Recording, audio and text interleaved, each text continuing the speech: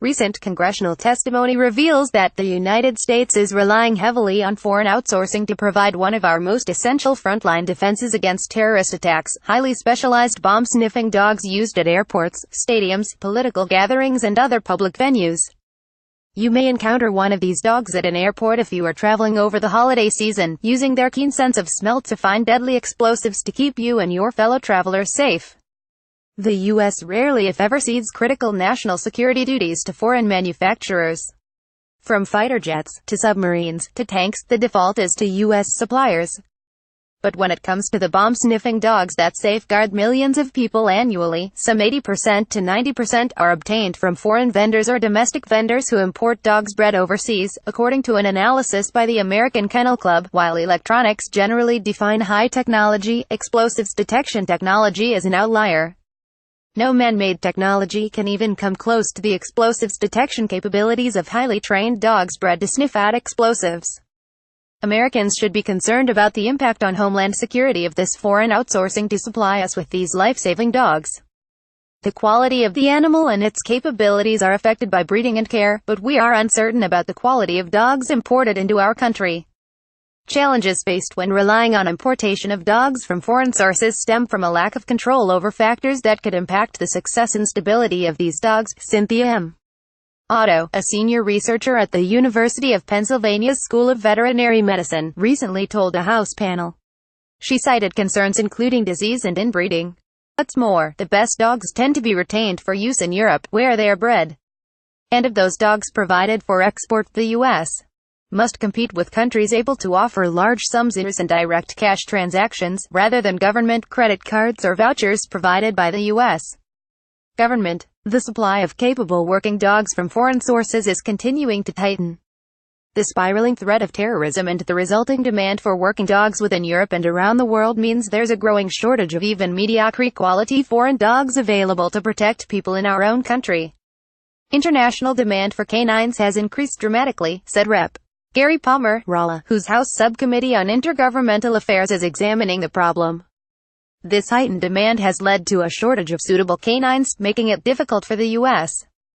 government to obtain the working dogs it needs. Currently, there are an estimated 10,000 working dogs in the United States, including dogs working in government, military, law enforcement, and at private facilities. How did we get here? Over the years, various government agencies have established specialized working dog breeding and training facilities. Following the Sept. 11, 2001 terrorist attacks, the government established a top-notch detection dog breeding program, but it was closed down in 2012 due to budget cuts. That placed an even greater reliance on the sourcing of military working dogs from overseas. Currently, there are an estimated 10,000 working dogs in the United States, including dogs working in government, military, law enforcement, and at private facilities. The Department of Defense operates a small breeding program at its kennels at Lackland Air Force Base in San Antonio. That's far from sufficient to meet domestic demand.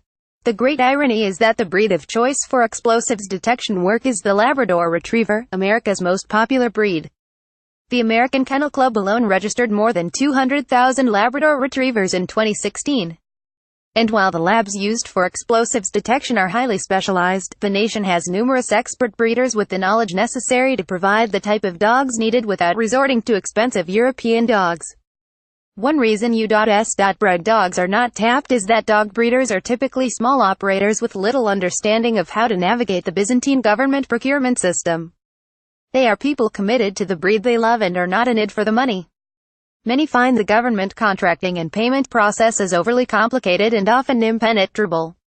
Another reason for the reliance on imported dogs is the economics of dog breeding. The federal government does not purchase dogs until they are 9 to 12 months old, the age for entering training programs. Most breeders are not set up to house puppies for that long, especially with no guarantee of purchase at a later date. Plus, many top sporting dog breeders can sell a high-quality puppy at 12 weeks for a price the government would pay at 12 months. Breeders, researchers, and government agencies have committed to addressing this homeland security deficit and ensuring a robust domestic supply of capable canines and a less convoluted procurement process. I don't think the public understands how scarce this resource is, said Rep.